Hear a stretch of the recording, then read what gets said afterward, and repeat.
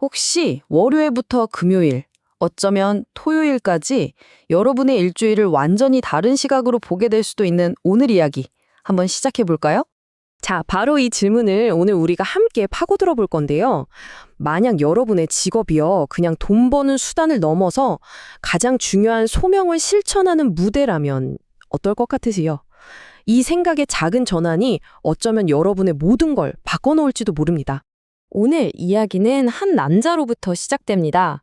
이 사람은 자신의 직업과 마음속 깊은 부르심 사이에서 엄청난 갈등을 겪고 있었어요. 내일은 하나님의 뜻과는 전혀 다른 길이야 라고 굳게 믿고 있었죠.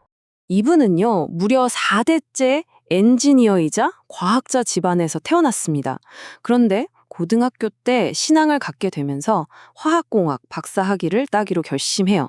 근데 그 이유가 좀 독특합니다. 성공적인 커리어를 위해서가 아니었어요. 바로 전통적인 선교사님들이 들어갈 수 없는 나라에 전문가 신분으로 들어가기 위한 하나의 전략이었던 거죠.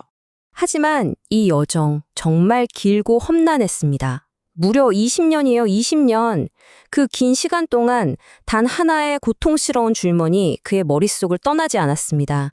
박사과정 8년 내내 매 학기가 끝날 때마다 도서관 복도를 서성이면서 간절하게 물었답니다. 하나님, 저 지금 대체 뭘 하고 있는 거죠? 이거 정말 너무 힘듭니다. 언제쯤 진짜 선교 현장으로 갈 수 있는 건가요? 그 마음이 얼마나 간절했겠어요. 이 공부를 당장 멈추고 진짜 하나님의 일을 하고 싶다는 생각뿐이었던 거죠. 그리고 그 힘든 시간이 끝나고 전문 경력을 쌓기 시작한 후에도 상황은 똑같았습니다. 산에서 열리는 수련회에 갈 때마다 똑같은 기도를 반복했어요. 주님, 이제 저 학위도 있습니다. 준비 다 됐어요.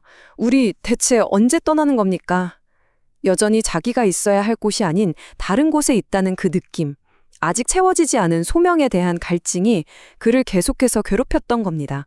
그런데 놀랍게도 그 20년 동안 돌아온 대답은 늘 똑같았습니다. 바이런, 너는 지금 정확히 내가 원하는 바로 그곳에 있단다. 여러분, 한번 생각해 보세요. 20년 동안 간절히 다른 길을 구했는데 계속 같은 대답만 돌아온 거예요. 당연히 이해하기 어려웠겠죠. 그는 정말 깊은 영적 긴장감 속에서 하루하루를 버텨내야만 했습니다. 그렇게 20년간의 기나긴 질문이 계속되던 어느 날, 추운 11월 아침, 모든 것이 바뀌는 순간이 찾아옵니다. 자, 이제 이야기의 절정으로 가보죠. 도먼별리라고 불리는 곳에서 그가 마침내 그토록 찾아 헤매던 해답을 얻게 된 바로 그 순간으로요. 한번 머릿속으로 그림을 그려보세요. 이른 아침, 햇살이 계곡 언덕 너머로 싹 비추기 시작합니다. 풀밭은 밤새 내린 서리로 하얗게 뒤덮여 있고요. 그 햇살에 수백만 개의 얼어붙은 이슬방울들이 녹아내리기 시작하는데, 와, 그 모든 물방울 하나하나가 햇빛을 받아 완벽한 프리즘처럼 빛나는 거예요. 온 들판이 셀 수 없이 많은 작고 영롱한 무지개로 가득 찬 그런 광경이었습니다. 바로 그 눈부신 광경 속에서 그는 모든 것을 깨닫습니다. 엔지니어로서 의료기기를 설계하는 내일. 바로 이것이야말로 나에게 주어진 지상 대사명이었구나. 예수님이 제자들에게 마지막으로 부탁하신 그 위대한 사명, 세상을 비추는 빛이 되는 것. 그걸 내가 바로 이 자리에서 하고 있었구나. 그토록 세속적이라고 생각했던 자신의 직업이 사실은 가장 거룩한 소명이었다는 걸 깨달은 거죠. 이 비전이 보여주는 메시지는 정말 강력하고 명확했습니다. 수없이 많은 무지개는 각자 다른 직업 현장에서 하나님을 섬기고 있는 수백만 명의 크리스찬들을 상징했던 거예요. 정비공, 교사, 행정가, 그리고 바이런 자신 같은 엔지니어까지 모두가 각자의 자리에서 마치 이슬방울이 태양빛을 반사하듯 하나님의 빛을 세상에 비추고 있었던 겁니다.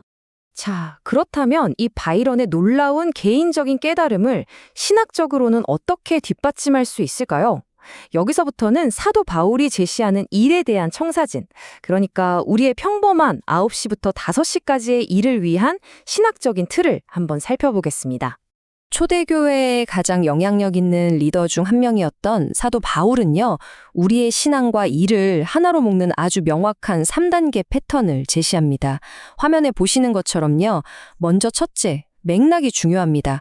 모든 일의 시작은 성령과 말씀으로 충만한 상태여야 한다는 거죠.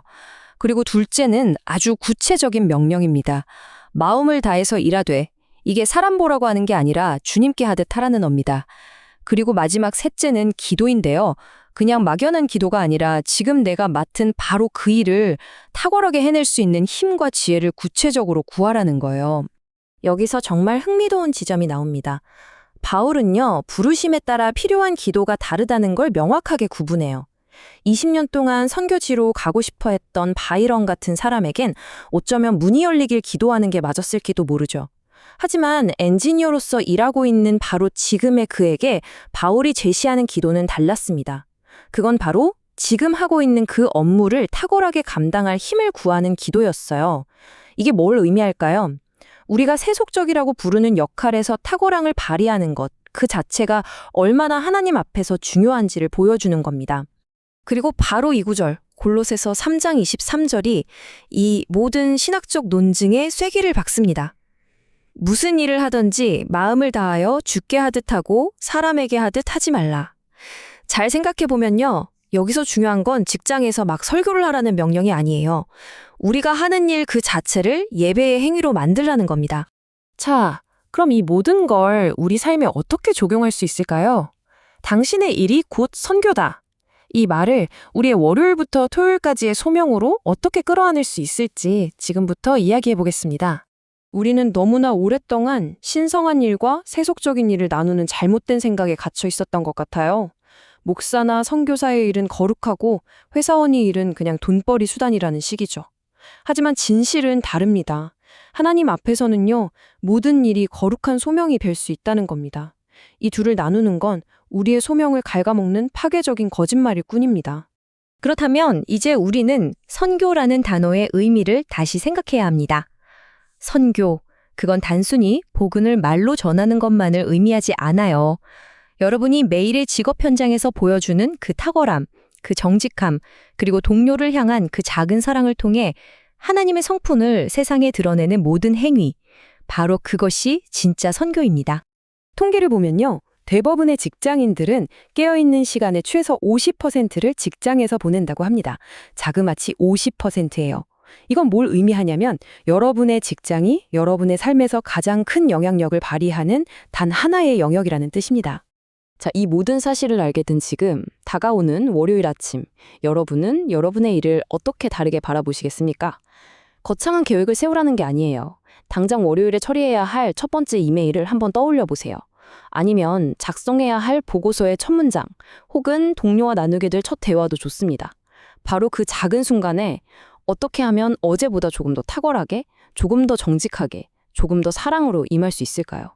바로 그 평범한 자리가 여러분의 인생을 바꿀 도먼밸리가 될 수 있습니다.